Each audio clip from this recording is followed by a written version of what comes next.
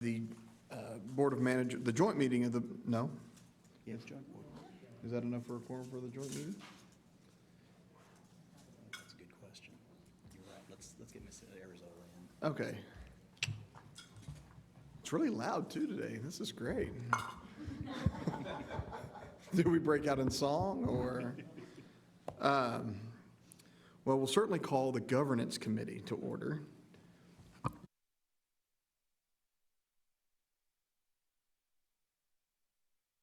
Steve, about 15 minutes to lose a committee. You've done it too. I'm, like they say, I'm special.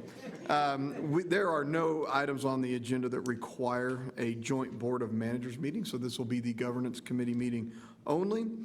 Thank you all for being here and the 1.5 people watching on YouTube. First off, are there any citizens wishing to address our committee? Seeing none, I'll move for approval of the August 22nd minutes. Got a motion by Ms. DeBose and a second by Dr. Weber. All in favor, aye. Nays? The ayes have it. By way of committee chair report, I don't have much other than to welcome to our committee. You'll see a new face this afternoon. Timothy Lacusa is the new Director of Internal Audit. Tim has been with the JPS Internal Audit Department since April of 2018. He is a certified public accountant, a certified internal auditor. He spent most of his career performing internal audits in the healthcare industry, including at local organizations such as Baylor and UT Southwestern. Prior to joining JPS, Tim was a director in the internal audit department at Kaiser Permanente in Southern California for about 3 years, and he's excited to be back at JPS and back in Texas. So Tim, welcome, and thank you for your hard work. I had the opportunity to meet with Tim and the gang last week, so it was good. Also want to thank April Hill, who does a masterful job of trying to rein in my schedule along with Ron's, who's moving to the JPS Foundation. And I just want to thank you for your time here and helping keep us all together. So thank you very much. Now, I will tell you one thing that the chairman did not say in the introduction, Tim, of you. He's been working, because he is such a good chairman, diligently on the pronunciation of your last name. And I'm very impressed with him and his It could have gone many ways. Conscientious effort to pronounce your last name properly. It could have gone many ways, although I look at it now, it looks similar to Lucchese, so it's Lachiusa or Lacusa if you're doing the pronunciation. So. Exactly. Anyway, welcome, Tim. We now have a quorum. Okay, so then at 12:05, just in case we need it, I will call the Board of Managers into session. Okay, we're moving on. All right. If I could ask Michelle, Ron, and Tim to come up to the dais just so we can be ready to go here, and we will start with an ERM update from Mr. Skillens.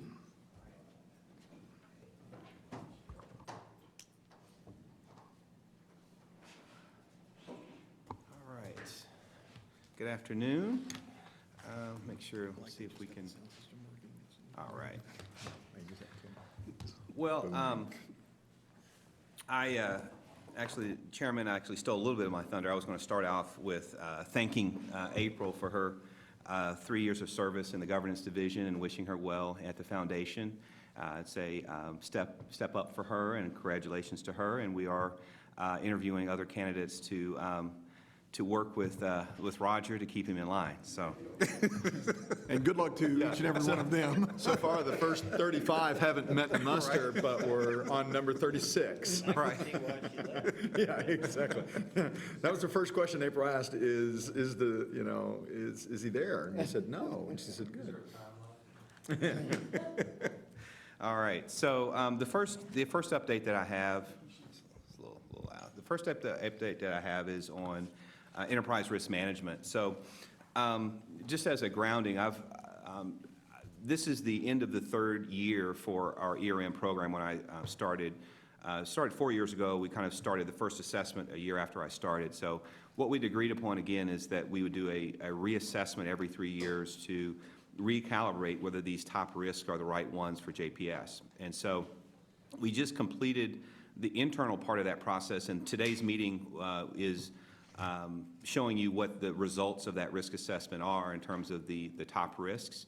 And today's meeting will complete the risk assessment process. And so one of the things that we did is just in terms of process was interview a number of stakeholders throughout the district, frontline staff, senior leaders, others, and make sure that we're focusing on the right things. And again, ERM is not something that's done in a vacuum. It's the risk relative to the organization, to JPS's organizational goals and strategy. And so each of these risks should be aligned with an organizational goal or strategy of JPS, and not be some side unconnected concept.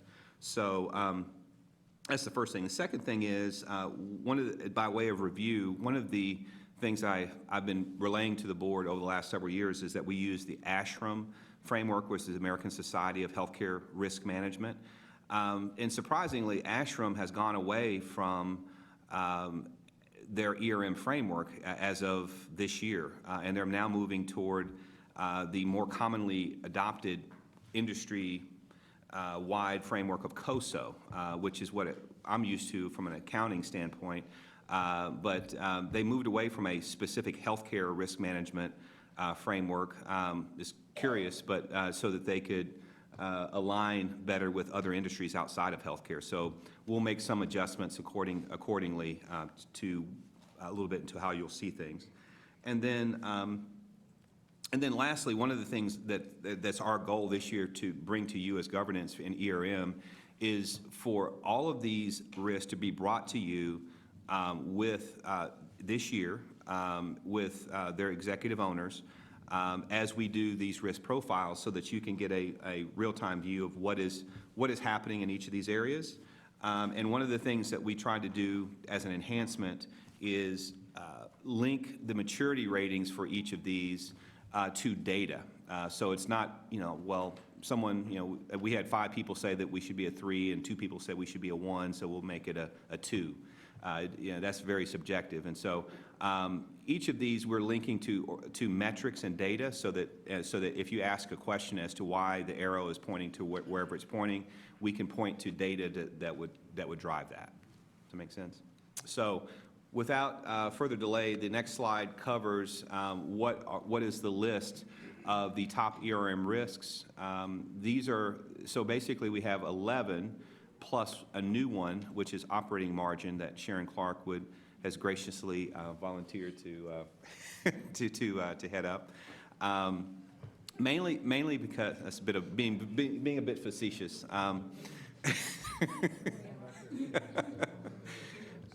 Yes. So one of the overwhelming pieces of feedback that we got in our discussions was that of all of the 11, all of these are still important, but none of them directly address stewardship and the financial health of JPS. And so there was kind of unanimity around we needed to have a financial metric in ERM as well. Operating margin obviously is one that affects the whole district as a whole. There was some discussion about using adjusted cost per admission, which is more directly aligned to AIP. But operating margin is a broader metric from an enterprise standpoint. And so that one will be added. We'll be working with the finance team to get the risk profile filled out for that. But obviously, since this one is one that Sharon already reports on in the finance committee, we have a lot of data already around this one. And so this would be more, in this context, more of updating you on some things that are specific the organization is doing to mitigate the risk of not meeting our operating margin, if that makes sense. All the others with the executive owners listed are the ones that we currently had of the last couple, 3 years. The reason why many of these are still on there is, and is of no surprise to many of you, is that we haven't really moved the needle enough really to take them off the list. Because there are 50 or 60 other areas that are in the universe to be chosen. These are the original ones that you all had approved. But because we had changes in leadership, changes in processes, and changes in approach, all of the executives that list on this slide felt that we should continue with each of these. So Any questions on any of that? I just want to state for Sharon mostly that the idea, it's amazing that in the evolution of this process, stewardship was left out. I mean, it seems like we had everything covered, but then I saw this last week and said, you know, duh. Yeah, right. And so, but I just want to reiterate to Sharon that it's not the purpose of this committee to have a mini finance committee breakdown. It is trying to find those key critical, you know, the 10,000-mile quick bullets that we can put to incorporate into this ERM profile. And we get tons of data at finance, and then we get it again at the meeting. So it's certainly not to open up finance to this committee, but it is a very important part of enterprise risk management. And surprised we missed it, and I'm really glad that it's there, and I'm glad you have ownership of it. Yes. And then lastly, in terms of next steps, so we'll be meeting with each of the new executive owners of this, as well as their teams, to develop out the risk profiles. How you all as board members see this is the one-page summaries that the executives present. I would, you know, again, encourage you to, because this really is owned by them, not by me. I'm a facilitator of it, and so those meetings where the executives come are your opportunity to dig into each of these areas to be satisfied with what we're doing from a risk management standpoint. And then the last thing I would say is we are finally developing a way of automating this process. I've talked to many colleagues around the industry about what they're using, what they're doing in terms of software. Much of this software is very expensive, several $100,000 in many cases, and many people don't use all of what they buy, which is typically the case. So we went through it for a more simple and streamlined approach, and we're going to have kind of more of an automation of this process with basic workflows that we can actually use and actually have the teams to populate. It doesn't have all the bells and whistles as some of the off-the-shelf software, but I think it'll be more functional for us. So that'll be coming out here in the next month or two. Yes. The risk. I know departments select for operating margin, they're gonna be looking at stuff in their departments, but the only thing that would be coming to us would be those areas that they are not able to address themselves. That's kind of the risk that they can't take care of. Well, it would be a roll-up. Ideally, you're right, ideally, the individual units or departments would have their risk management plans, and then those would ultimately link up to the overall, I'll pick one and say patient experience as an example. So patient experience has, for example, surveys. It has survey data through patient experience survey data, it has readmission data, it has other data points. And so before, when we came up to you all and talked about patient experience, Laura would come up and she would say, you know, these are the things that we're doing in patient experience to improve patient experience, and those are the projects. But what I was saying is that in addition to that, you'll also get the data and say, if we're saying that we've advanced in patient experience as an example, then what does the data show that would suggest that we are, as opposed to the narrative? And so to answer your question, it would be more of a 30,000-foot view. You wouldn't, I mean, obviously if you as board members want to see more detail, we're happy to do that, but it'd be more of how are all the risk management activities being managed and ultimately trying to get JPS to a better place of risk mitigation. And if you want to dig into that and say, well, specifically, you know, how does that work, we can. Okay, I know that I get a lot of information at finance on their information, so that's not what we're gonna be getting here. The idea is a quick pulse on each of these items. Yeah. And then that goes into the overall picture of where we stand with enterprise risk management. Yeah, because one of the things when we first started this 3 years ago that you guys asked me to do was to, one, identify areas that we actually need to make sure that there's an area of focus at JPS so that you as board members can ask the questions, but also how does what we do align to how money is spent, how effort is being deployed at JPS? And so in each of these areas, there are very significant projects, very significant movements and programs that is your opportunity to kind of dig into that. Okay. So, Zim? all right. Yes. I'm kind of struggling a little bit with our definition of risk here. Could you define what you're talking about? Sure, sure. In this case, risk is, in the most simplest definition is, what could go wrong? And so, for example, I'll use, I know Laura's not here, I'll use patient experience as an example. So the risk in patient experience would be is that we do not want to have our patients to have a bad experience at JPS. We do not want to have, in clinical quality, we do not want to have bad outcomes for our patients. And so those are specific risks. And so what are the things that we put in place? And things we put in place would be controls, processes, policies and procedures, insurance in some cases, various other countermeasures, I'll call them, to manage those risks to ensure that we have a better opportunity of achieving our goals. So really, you're talking about a measure of effectiveness. When I look at risk, I look at something that's catastrophic, and I want to do everything I can to make sure that that doesn't happen. And you're really looking more at the processes and procedures, and it's not a one-time thing, which I look at risk to be as a one-time thing. Not that your answer was spot on, but I think it's in its totality.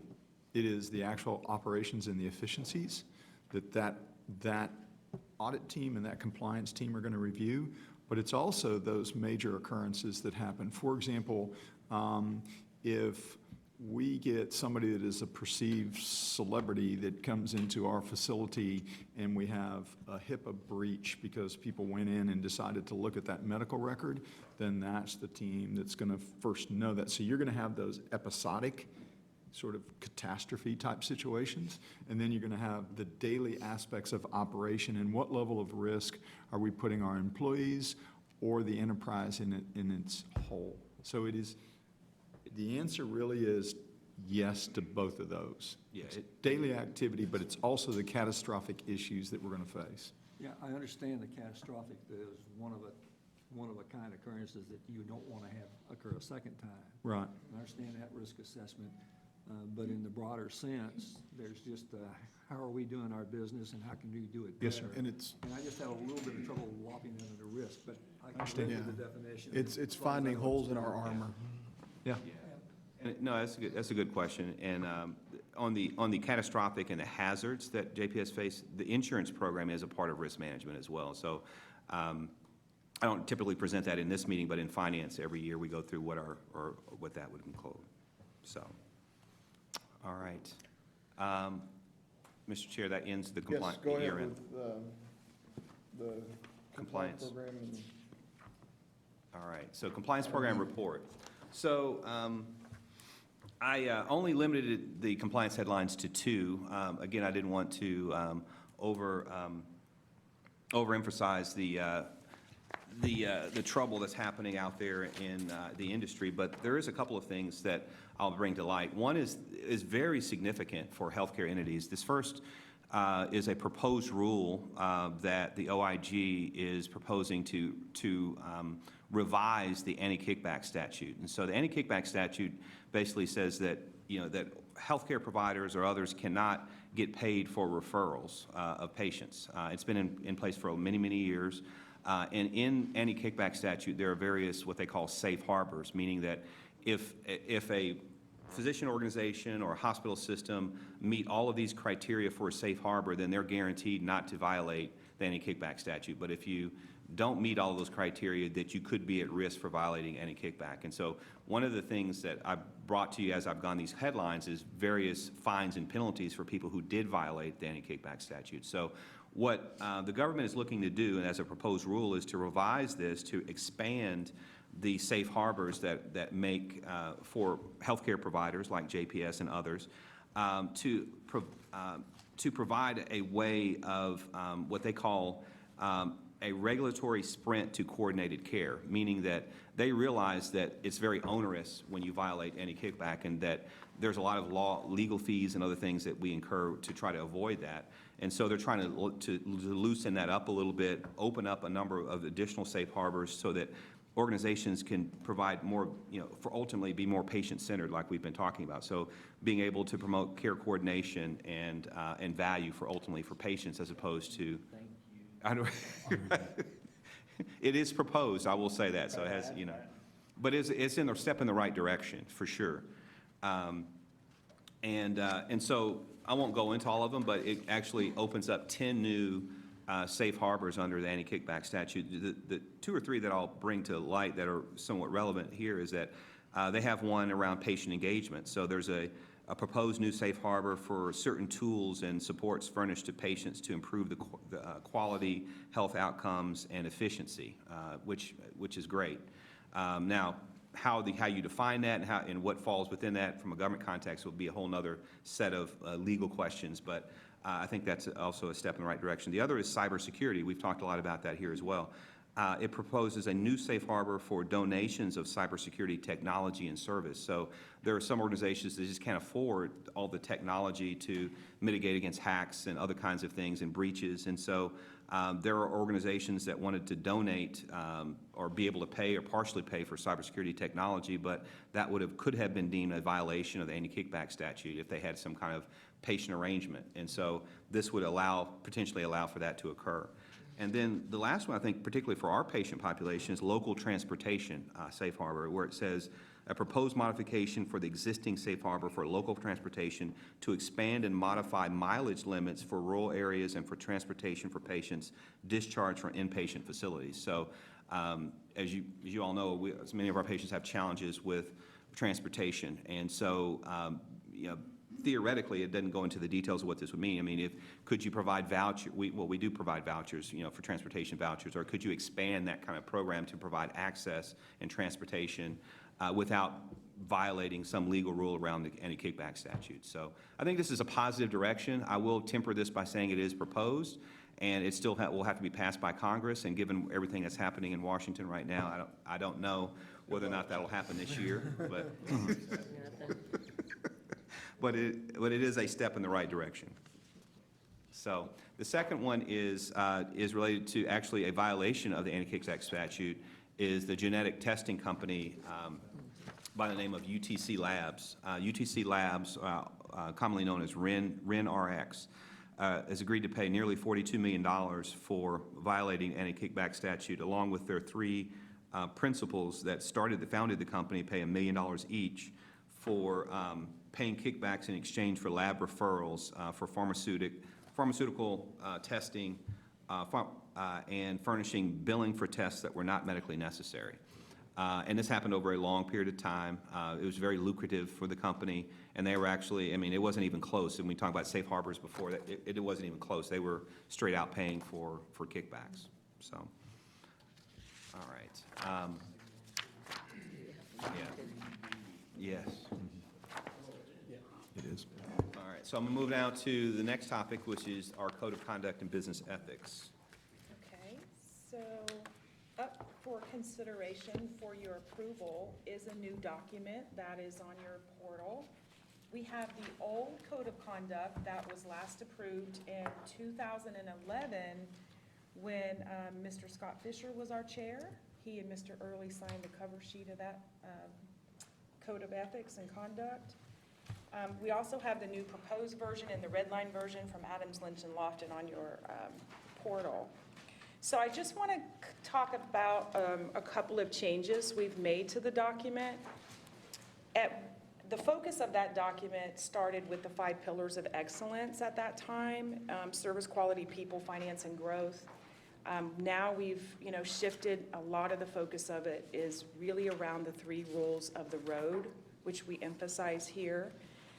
There are some changes slightly that was made to the mission and the vision and the value statement. Of course, we didn't make them. We just updated them from the 2011 version.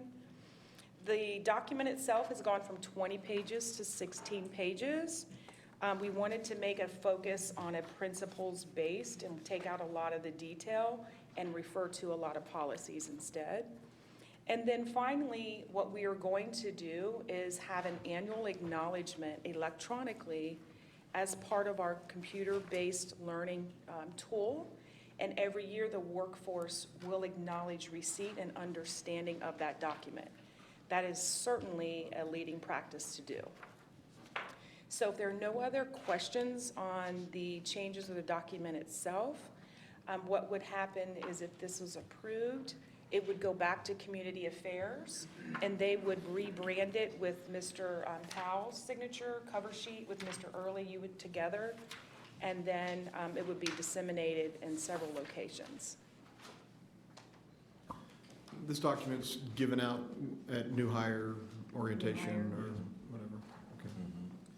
Michelle, I just had two questions. First of all, follow me, Ms. Heard you said the lawyers took a 20-page document, turned it into a 16-page document? That's unusual. Let me qualify that. Usually it's the other way around. It's a record. Yeah, they took a 16-page document, turned it into a 60-page. Actually, the compliance department did, and they added a few more sentences, which made it maybe 16 and a half, I don't know, so. Okay. The only question I had was on 602. 602. It talks about annual training. And the reason I'm asking this question is, when I read through the document, team members, board of managers are including in the definition of team members. Back over on section whatever, but anyway, does the board go through an annual training? And maybe this meeting is our annual training, but it's just one committee. Is the board gonna be in compliance, I guess is my question, once we do this? I mean, because it says here, annual training, it says all team members, and I went back and checked, board of managers are included in the definition of team members, because they've marked out all the word directors contract, shall participate in annual training on the code. Records of the training must be kept in accordance with JPS policy. I don't make a big deal about that. I just want to say that if we got the board, I want to make sure the board You're in compliance. stays in compliance with our own policy. Well, I will say historically, that training was handled by Neil in his office in terms of going through conflicts of interest, and then there was I don't have it with me, but there was a binder that you all Yeah, had. right. I acknowowge that, Yeah. but that was not annual. They wasn't annual. That's Just only one on a new time. board member coming to the board. I think Amanda, you went kind of through that deal and. Well, we do conflict of interest annually, or we should be. We do the conflict of interest statement that We they just do a send out, statement, but which- that's not continuing which- education of It this. speaks to, though, Charlie raised a good point, and I think it speaks to Zim and Amanda's question, and that is, what is new board members onboarding? Agreed. What are we We don't doing have for an onboarding? onboarding. What are we doing for training? What is legal doing? What is staff doing? And I think, one, because we haven't had new board members on, that was a rusty piece of equipment. And second thing is, I think there should be an annual hour of the board meeting or 30 minutes or whatever. You have a board meeting and you know that always every year, the November board meeting is going to be this training process so that you're in. Maybe it's just a discussion here. This policy is a policy, so it's going to be approved by the full board, right? So when this, maybe from this committee, Roger, when this goes up as a recommendation, if that's what this committee elects to do, that we also put in there that the board will be required annually to not only acknowledge that they're in compliance or they have read the conflict of interest, but if this training issue stays in there, there will be some formal training noted in the minutes of the board or something, just to cover us so we're not in conflict. Michelle, that kind of, we're thinking the same. Yeah, and I'll, speaking outside of JPS and my experience in the management consulting, when boards get trained, there is typically, to Robert's point, a designated meeting, and you either have staff to do it or an outside person or some form of, there's a lot of latitude. And I think that's something you may, Roger, look at from this committee, as recommendations. We've had 2 new board members come on, and I remember they asked me in a board meeting about, well, gee, we got together and spent 30 minutes and got this notebook, but I'm not for sure they got the real feel of JPS and the policies, and had the chance to ask questions to the staff, so maybe that's something that you need to, when that comes up, that maybe the 2 issue things. One is, I just don't want to be in conflict going into this thing. Well, my thought would be, and I think both our 2 board members raised it, I really think there ought to be a formal orientation for board members. The board members should meet members of the administrative team. Board members should be given, I mean, Full on. Zim did it in his past as city council, and Amanda did it when we took a tour and we walked through things. But I think it should be a formalized structure. And so I think that's the right way to go. Yeah, I concur, and I think that from a conflict of interest standpoint, each of us, if we haven't or should, we should declare those businesses or relationships that we've got, that then gets submitted to legal, and legal looks at the agenda and says, Zim, I think maybe you ought to set aside on this. Right. And that needs to be reviewed every year because our relationships change.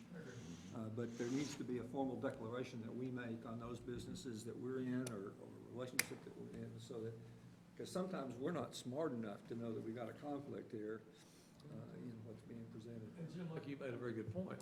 Some people been on this board 10, 12 years. Their lives change. They could have, and it's not just a conflict, we don't even want the appearance of a conflict. But the reality is, over 10 years, people get new businesses, things change, they change jobs. They may be working with somebody that has an indirect relationship with the district. So I'm just saying is I think we ought to look at, this is a perfect time to clean it up as we approve this policy. Sounds like from our new members, we need an onboarding process more than just, here's the rules, the policies, read them. You still need that also, but maybe more of, like you say, an orientation to come on board. You know, both Amanda and I made the point, you know, when I came on the council, I went through a full day of visiting with various department heads and finding out who they were and what they did and what their concerns were. And it took a whole day. And it was very profitable because then when I sat on the council, I knew where the players were. Sure. And Zim, the time to do that, I just see a time to do this, since we're going to the board with this anyway, we ought to maybe make those, because we had not had new board members for a long time. Sure. When Amanda and Zim came on, and you both immediately felt like there needed to be a little bit more on the onboarding process, so. I'm curious what a annual, just a nurse on Tower 3, what does her annual training look like for the code of conduct? So the code of conduct itself is an annual acknowledgement. It's an Okay. acknowledgement that you've read and you understand the contents of it. Okay. So what we're going to have available is a series of links to any reference to policy that may be made in the actual document. So that gives them the opportunity to look further and ask questions in that area. But the document itself is a very easy read to understand and just acknowledge that you do have been advised of the minimum expectations of particularly conflicts of interest. Okay, well, I'm just wondering if it's two separate things. Yes. See, it's two if- separate things. yeah. Knowledge. Yeah, Yes. I mean, we're a part of the annual training in the sense that we too will sign the acknowledgement of the code of conduct. But the other thing is the onboarding and the continuing education of totally board different members. things. That's correct. That's how I see it. Yes. I see it as three, because even though we acknowledge this, there is still the form that I fill out that says if I've joined another business, joined business interest. And we used to get that once a year. Used to Right. come from Yeah, we compliance, still, we still get the disclosure, but maybe we need to sit down and formalize what documents we will be getting Right. annually. Right. When they're due, lay out a platform for what the new board member orientation is, and then what's the guidelines going forward to ensure that we're in compliance with This that. seems like the perfect time to clean Right. that up. agree. Onboarding, Onboarding. let's come up with a procedural, a process for onboarding. I just don't want the board to be in conflict with their own policy the day we approve it, because I hadn't taken any training. Sure. No. Would it be fine, That's though, if obvious. I've had no if we approve this and take this to board, and then this committee looks at what that onboarding orientation is and what the continual education is for I the think that's board? what governance is for. Okay. Yeah. We'd love it. We'll bring that to a future governance meeting, and I appreciate the point. Anyway, Does anybody have any other questions regarding this document? yeah, I think we're all supportive of the acknowledgement, and we don't have any conflicts. But the training, let's just make sure, and like I say, onboarding, it's a perfect time to address it. Came up 2 months ago, and this would be a perfect place to address it. Michelle, I'm assuming PIA and HR looked at this and are good with it and everything, or is that a function of human resources, or is that a function of It's not a function compliance? human resources. The document actually goes through a workflow for processes. We did have JR look through it Okay. first. It went to our Executive Compliance Steering Committee for approval. Which HR is a part of that, yeah, There's, and then But through HR legal. is in the loop. yes. I just ask a question, the employee says, I'm not signing this. Not only HR is in the loop, They but have bring them on They- board. they- the Yeah. whole orientation for team members It's through is an HR Yes. function, which this is one element of it. So HR plays a keen role because nothing goes before orientation. Right. Without not only HR's appreciation and But vote of initiating it confidence and for it, doing but it. they initiate it. Yeah. Right. So it goes through that process. Do you need a motion? I need a motion to approve this document. You have another question? Oh, I'm I'll sorry, make Chuck. the motion to approve it, but where does the claim fit into this? Who, A claim is going to be the same process that any team member has. That 6,700 team members is inclusive of a claim. They are part of the same process. Yeah. No distinction, correct? Or But is, Chuck, your point's it's- well made, because when you look at the definition, when you look no, go ahead, because I don't want, I want No, to stand corrected. A claim does have its own, separate, it does, That's it's what I separate. thought. Has its own separate, Code of conduct. Code of but conduct. this document is a separate document for a claim? Yes, sir. Okay. Then I Do they stand sign corrected. this one as well? I'm not sure. I am not sure, if what a claim does on their space. I'm and Chuck, chair of the exec committee, I want you. Yeah. I think Yeah, let's- employees of the district. It's patterned after this, though, it's maybe not the exact. Let's go same. back and look at that because it should be the same document. There shouldn't be a difference Too many in distinctions. And documents. if the documents are different, I feel like they should be signing this one in addition In to addition whatever to- they sign with it. I agree. Well, I appreciate that, so, okay, let's make sure. Subject to that review, then Chuck, your motion still stands. Motion to approve. Okay, hang on one second. found something? So this also includes contractors as part of team members. So are they getting this currently? Yes. Yes, It's part of their contractor packet and whatnot? And, Okay. and so we have anticipation of posting this on our site so that contractors understand and comply with this particular document, absolutely. Are there triggers in their contracts that if they are in violation of this document, that their contract is void? I think the language typically in contracts would have something to that effect. You have to comply with all JPS, not just Yeah. this document, but Yeah. all JPS policies. yeah. Okay, I believe we had a motion, Dr. Weber, and we had a second. Oh, We're bringing this to the full board. Yeah. for what? for approval at the next meeting. We've got a lot of questions floating around here right now. We're gonna resolve those questions in the board meeting. Well, the main question we have is, at this moment, is a claim and what their document is, and if they sign this one in addition to whatever they sign. Well, I think you've got It's two you got a things. couple things Oh, yeah. to, and I think what you would be presenting from staff to the board would be this policy, but to come with a recommendation to come back to this committee with the annual training for the board. So there'll be an annual training process put into place. And then before we go to board, we'll have resolution of the acclaim document. If there is two, why? And if there is two, would you sign this one and that one? And we'll have that answer before the board meeting. If we don't, we can pull, because We can, I don't anticipate us having to pull, but if we had a conflict, the documents were so different, then we could always pull and consider it. I think your comments are, Roger, the things like onboarding, and those will just be ongoing to come back through this committee. come back through this committee and ultimately separate of percolate this back up. particular.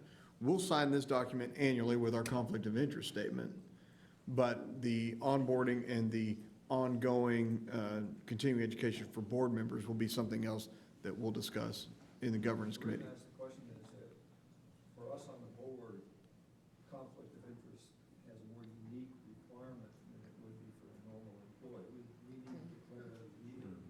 Sure. What our And that's, relationships are. And I believe we do in February. Yeah, I know that we filled it out because Neil lost them. Right. And so we had to fill it out again. But what I don't know, and I guess that's what I'm asking, is that something that you do annually? it is because everybody had. Yes, that is something initiated by Neil's office to each one of us, and I think it's in February. Yeah, and the staff do annually as well. Everyone above a manager and above has to fill out a COLA. Yeah. Well, shouldn't it be referenced somewhere in this code of conduct that you're gonna do an annual, we're gonna sign off on it annually? We're gonna acknowledge that we read this. but Well, I think shouldn't it that's be- what item 6.02 Okay. is the annual training on the code of conduct is rereading it and acknowledging that you've, And it does use the word annual. yes. But I understand, yeah, second. Okay. Zim seconds, all in favor? Aye. Any opposed? All right, we'll carry that to the full board. Thanks, Michelle. Let's talk about fiscal year 19 accomplishments. Okay. Good news. So really quickly, just to wrap up the 19 year in terms of probes and audits that, compliance has completed is the list before you. I just want to point out the very last item, business associate agreements are actually underway. And what we're doing with that is the Office for Civil Rights has a protocol for auditing BAAs, business associate agreements.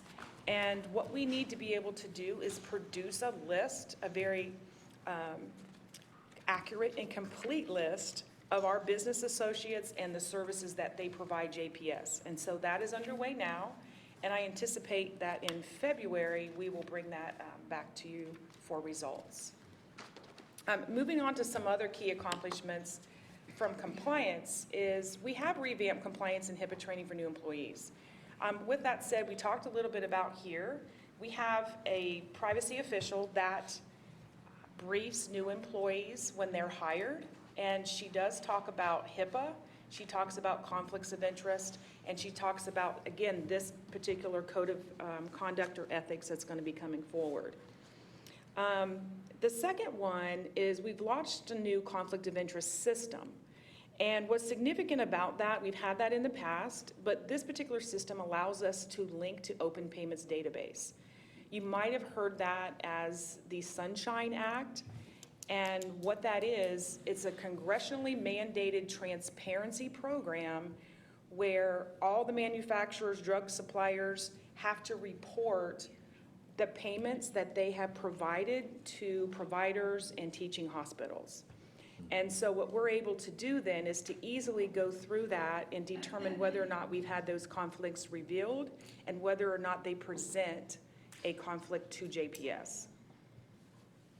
The third one, I highlighted in purple something that is a key term that you're going to hear from us, moving forward.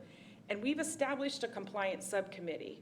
That doesn't sound like a big deal, but what we've done is we've taken about 18 different departments, leaders from each of those departments.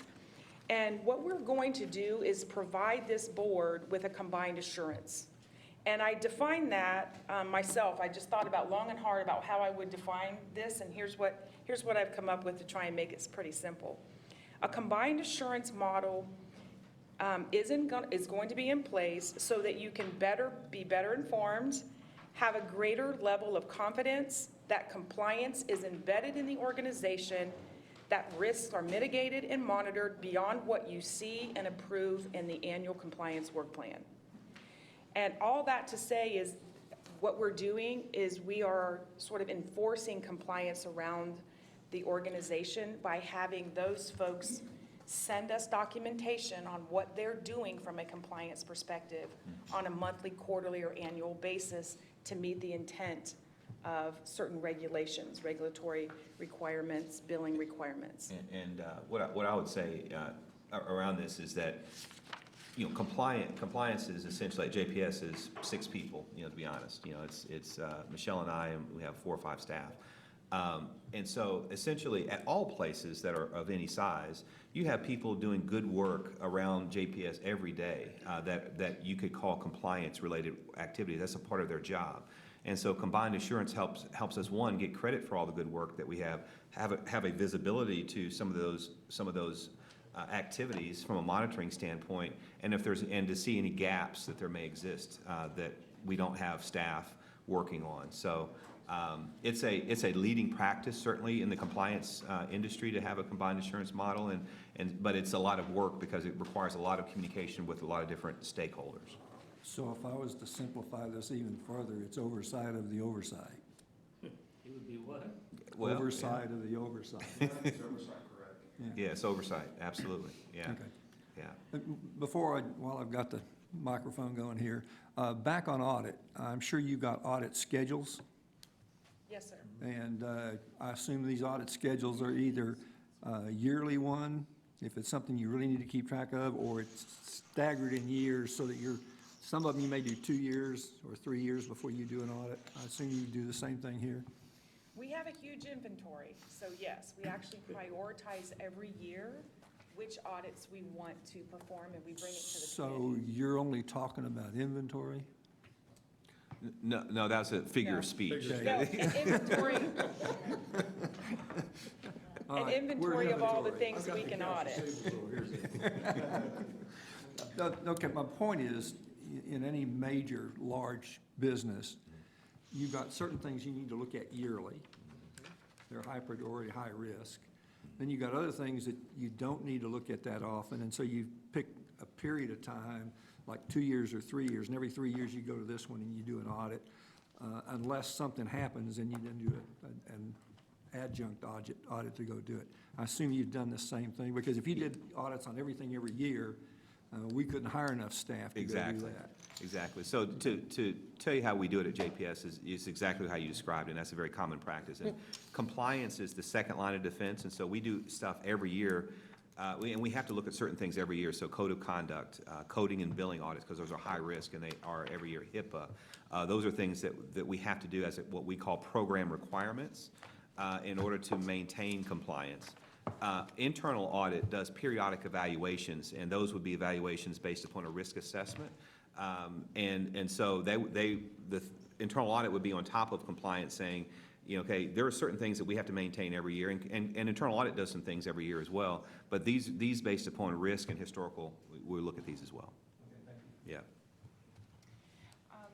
The next bullet, we revamped Ethics Point. Ethics Point is our hotline reporting system, and I'm going to show you another slide after this to kind of talk a little bit more about that. We've created a referral documentation group for 340B. This is critical because we did have a HRSA finding in July of 2018 where we were out of compliance with a 340B item, and we had a minor repayment. But it's important for us to maintain, obviously, 340B because it's such a vital program to us. The next thing is we've partnered with IT. The Chief Information Security Officer has a process in place where it's called a data protection program. And what we're doing is we're monitoring emails as they leave this network and as they go out to other networks. We're catching that. We have a system to catch things that may have PHI in it. And so all we're doing there is we're being a little bit more proactive than reactive on getting to these emails and getting these folks to understand and educated that these types of things cannot be sent to other networks. And so again, that's a good handoff and collaboration between the privacy and security officers. The last item for compliance that we thought was key was my predecessor actually came in and understood that when we did not give out a MOON form, a MOON form is a required form to notify a patient that they are actually an observation, an outpatient versus an inpatient. Just because you stay here overnight doesn't make you an inpatient. And so some Medicare patients may not understand that, and this MOON form describes that, and it's a requirement that we provide that to the patient because they don't cover Part A. Right, when you're actually an inpatient route. So we weren't necessarily getting all of those forms to the right people in the timely manner. And so when that did not happen, we were not billing. And so what we've done now is we understood that that is not a requirement for billing. And so we did have a dollar recovery in that space for the MOON forms. Does that make sense? Any questions on that? Who gives out the forms? Right now, we have case managers, case management, social workers. I think there's a move to actually put that in a different space, maybe in the patient access space. So right now, I think we have it all in the case management's function. So back to what we've done with Ethics Point. I just put this up here just so you can get an idea of what we've done to streamline that process.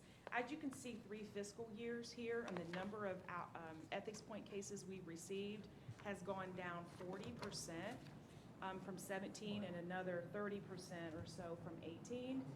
And that's because we've started to use that tool as a true picture of a compliance matter and a true compliance hotline matter for that case. So what we were doing before, I think we were putting all sorts of questions that were coming in, and they weren't necessarily hotline matters. And so we've done is we streamlined that. We've reduced the redundancies in the system. We used to have 26 reporting categories. Now we're down to 6. We used to have 7 category outcomes. Now we're down to 3. And so it's a lot more specific and succinct, and we can do a lot better reporting out of it. You can see there for FY19, we have 215 reported cases, 18 a month. 68% of those are privacy, so about 12 a month. And then there's a typo in that last line. The amount substantiated is about 40%, and it's not privacy violations, it's out of all the violations. Okay? So that is all for compliance in terms of the update. Can I ask you a question on one of the statements you made, that when you change your criteria, someone was putting questions? So, just an example of what's no longer. So someone might call compliance, as they do frequently, and just ask you a question. Can I attend this seminar and not be in violation of a conflict? And so what was happening in the past, we had someone in a role that would log that as a case. And then they would substantiate the case, or, refer the case or whatever. So it was just an intake, and it was used a little differently than what I think the program is supposed to be used for. And it gives us a better picture of what's truly being reported as a compliance matter. We still track those other things, but we wanted to clean up the hotline cases and, versus consultations and questions. Right, okay. So my question was that you were still keeping track of all the calls that come in, because I think that's required. That you can't just say, oh, that's a question, but you still have to show that number somewhere. You're logging it somewhere. Right. Oh, I'm sorry, and actually, to your point, Dorothy, the number of calls that come in directly to compliance is a good measure of the culture of compliance, because if you have more people to call in without having to be anonymous, because the hotline is that you can be anonymous, and anyone can call in from anywhere. But if they call in and say, hey, I have an issue or I have a question, the more that you have of those is kind of an indirect sign of the health of the compliance program. Right, okay. The other thing we do with that, just to tee off, is we have compliance newsletters every month, compliance and privacy, and we take that information and we make it a training piece for the month that gets disseminated. Okay. One of the things we're getting ready to do now is put on our intranet site questions about conflicts of interest, a Q&A, a FAQ, and have that on our website so we can refer people to that.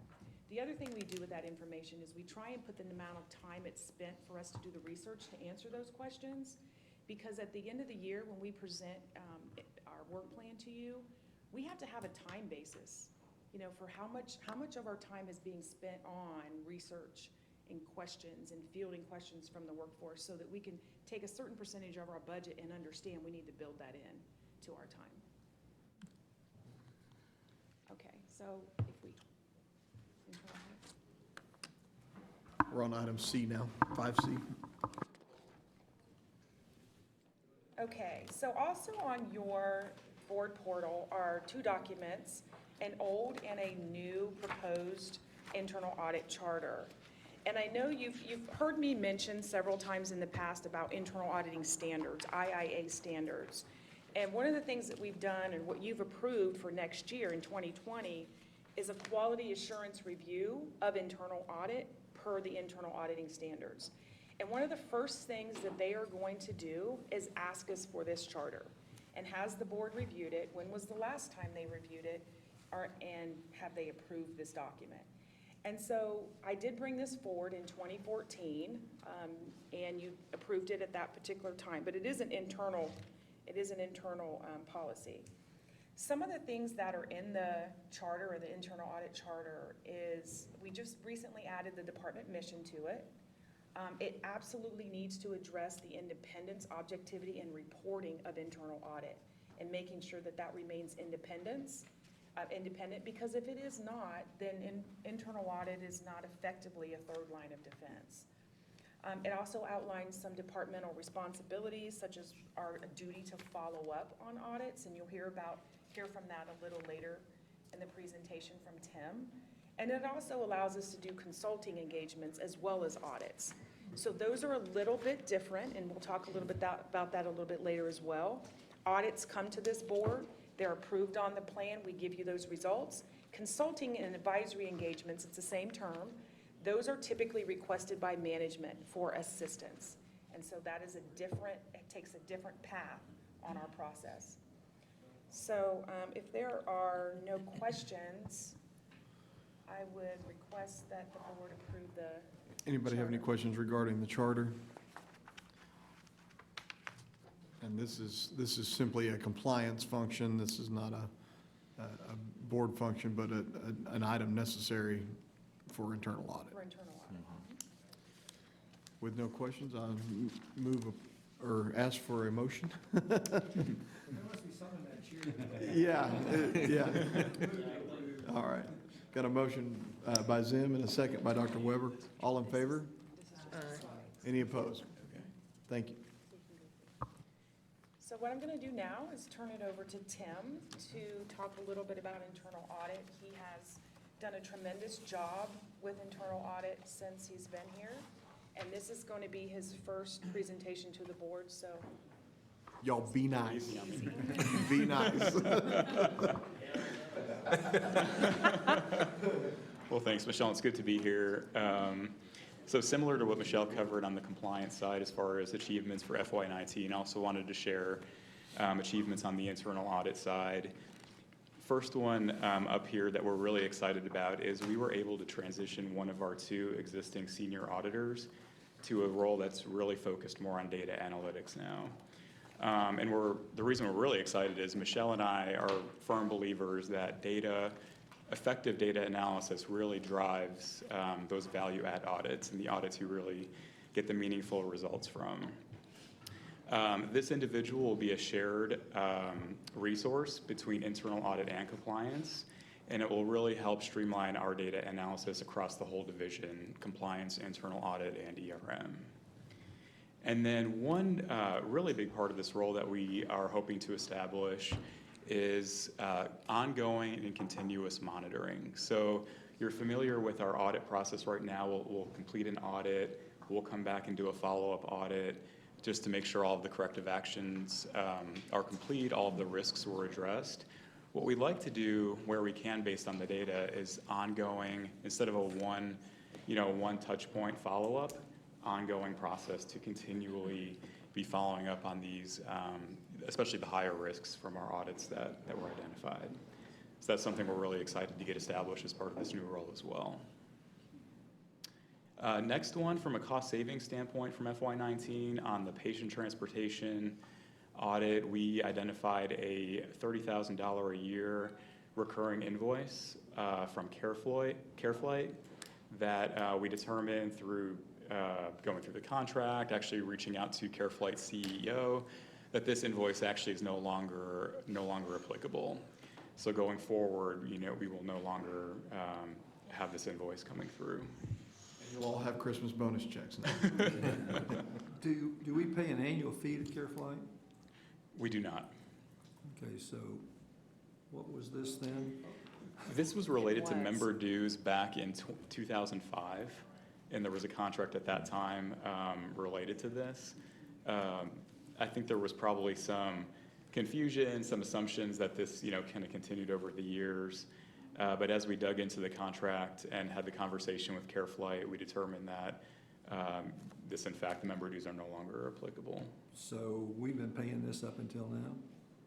Yes. And it did what? It was actually a member dues. Yeah.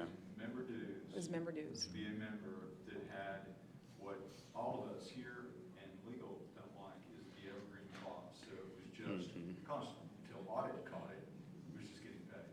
So we don't pay it. I just wonder if I go back to my buddies at MedStar. Here's the deal for you. Okay. Well, if you did do that, we have an audit team that would catch that. Yeah, but good thought. Next item, enhanced tracking of audit action plans. You may remember, I think from one of the last prior meeting, or maybe the one before that, we implemented a new process this year where a couple things. We provide 30 and 60-day reminders to business owners when they have a corrective action plan coming due. We provide quarterly email communications to the executives, business owners, executive sponsors, just keeping it top of mind and reminders that on what's open. And then twice a year, we'll be presenting to you, you all here in the committee, on just the status of what's open, what's been closed, and we'll be doing that a little bit later today as well.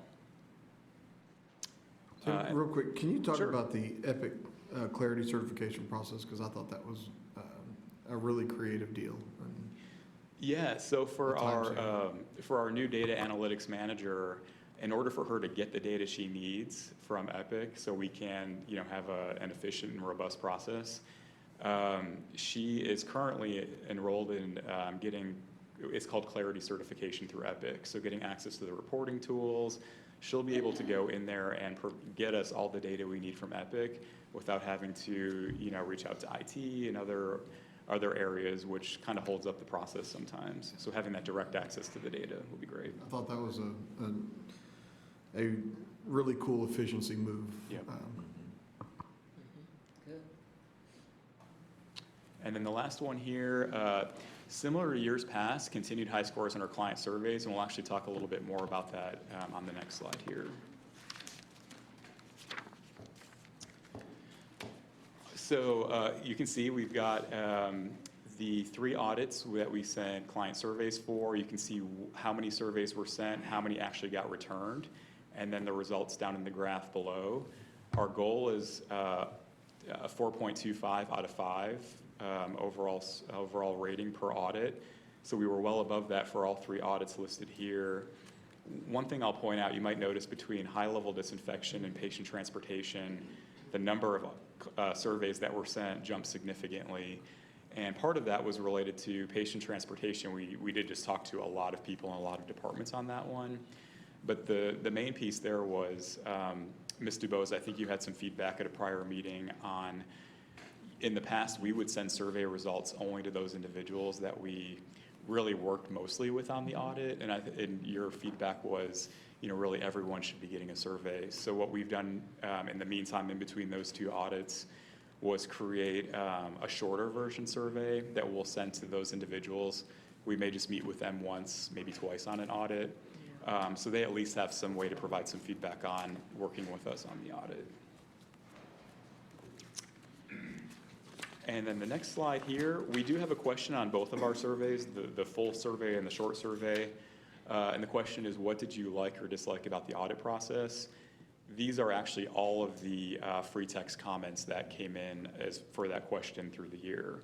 So you can see overall, very positive feedback from all of the clients and all of the individuals we worked with through the year.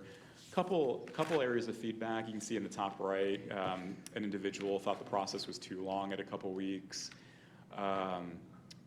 Someone didn't like the way we had our tables at the exit meeting, but but all in all, I think pretty good feedback for our team. Thank you all for not including my name on that one comment. That's where the anonymity comes in. Those tables, Bob.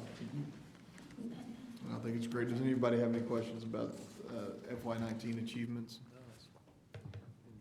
It's all good, and for a very small team, I'm always very impressed by the quality of work in the way it's laid out for us. I do have a question. What is high-level disinfection? Okay, handle this one. Okay. High-level disinfection is just short of sterile processing. So it's the steps you have to do and take on certain types of probes and instruments Gotcha, that are okay. required versus sterile process. Thank you. All right, is there any other questions? I believe we have what I hope is a short closed session, so we will adjourn at 1:06 to closed. And we're going to get started here real quick, please.